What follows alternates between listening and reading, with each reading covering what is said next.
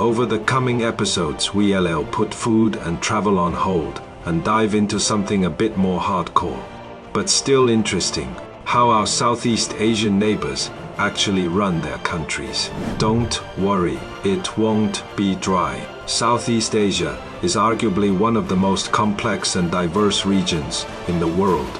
Politically, culturally, religiously, ethnically, linguistically, and geographically, each country's way of being in charge comes all sorts of flavors, and some of those political recipes are truly astonishing. Welcome to See South.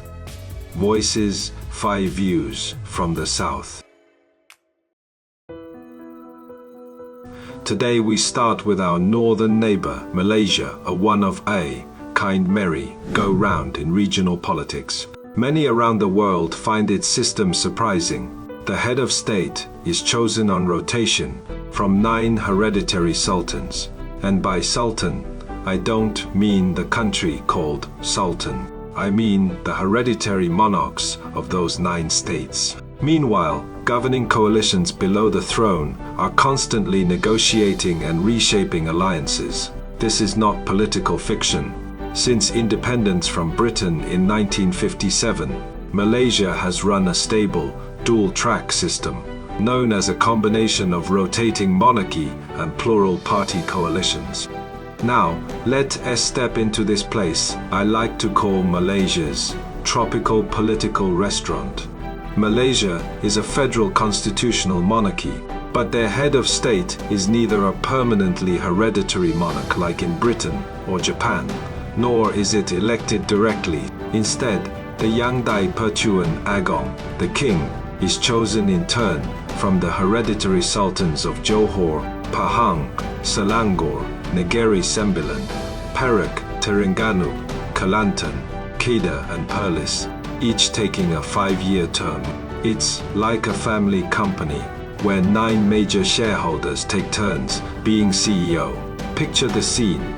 In this tropical political restaurant there is a VIP dining room, a ruler's council, where 9 sultans in full regalia sit together. No campaign slogans, no opinion polls. The selection follows established order and tradition, a solemn nomination that might be the most elegant handover ritual in the world. The chosen sultan moves to the National Palace in Kuala Lumpur, the head office, for 5 years, leaving his state to be run by the Crown Prince as a regent. Malaysia's current king, Sultan Ibrahim, hails from Johor and is the latest figurehead of this system.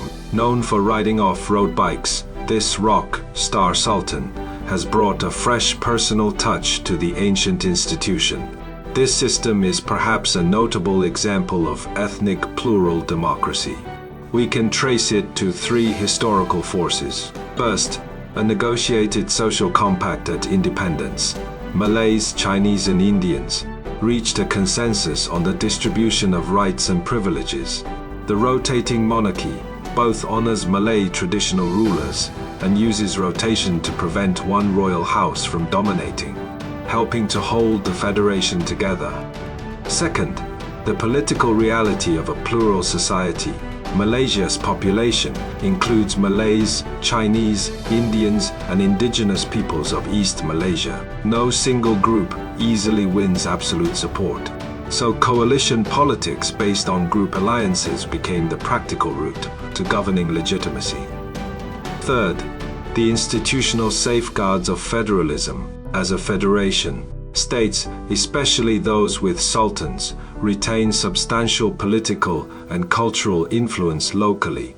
The rotation mechanism cleverly incorporates these traditional local powers into the national system, strengthening the political foundations of the country.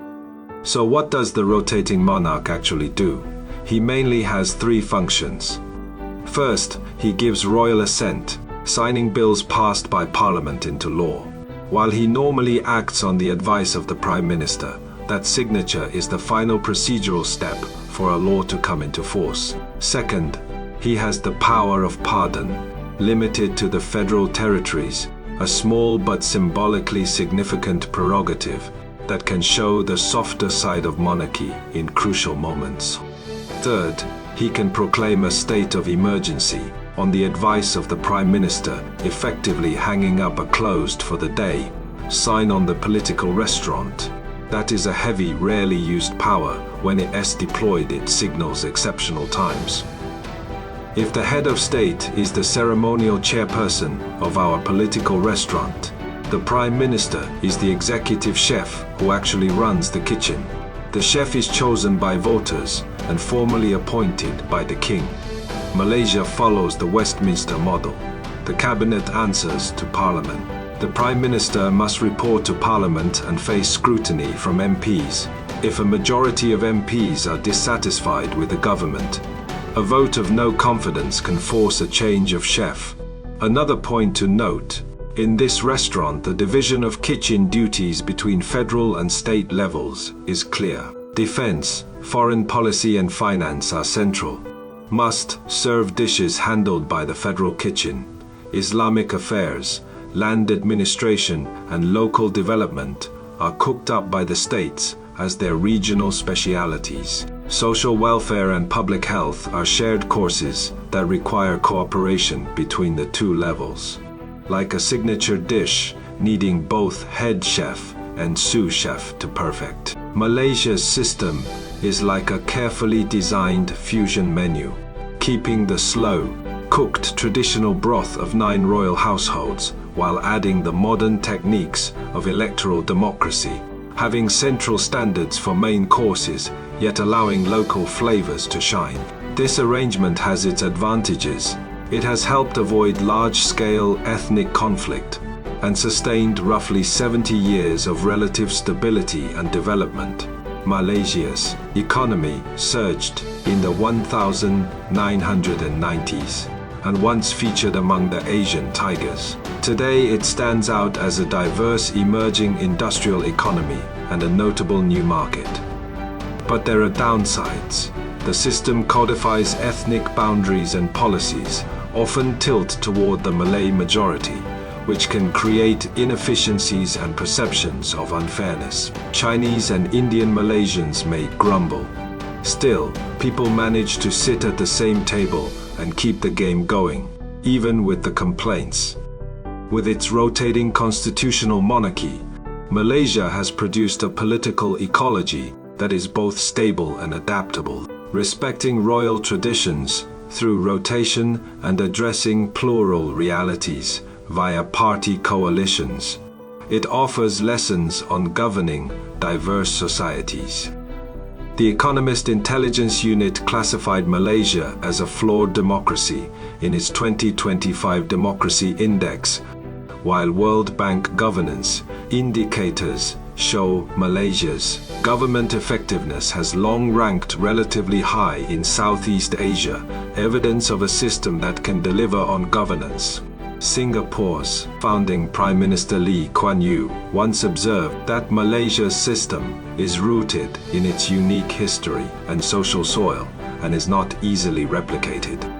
Scholars note Malaysia as a case of how non-Western democratic forms find space within local cultures. Some international commentators even argue that Malaysia's monarchy is more flexible and adaptive than Thailand's. Whatever the judgment, See South thinks this unique system suggests that political design need not be one size fits all. Stability does not come from erasing differences, but from finding ways to coexist. So next time you tuck into Malaysia's national dish, nasi lemak, think about how this country has cooked up an old royal tradition and modern politics into a distinctive political feast. Like laksa, which blends many spices and ingredients into a rich bowl, Malaysia's essence lies in balance and fusion. By the way, did you know Malaysia is the only country in the world whose ordinary passport holders can enter North Korea visa free? That little diplomatic quirk says something about the country's multifaceted identity. How do you view Malaysia's way of being in charge? Leave your thoughts in the comments.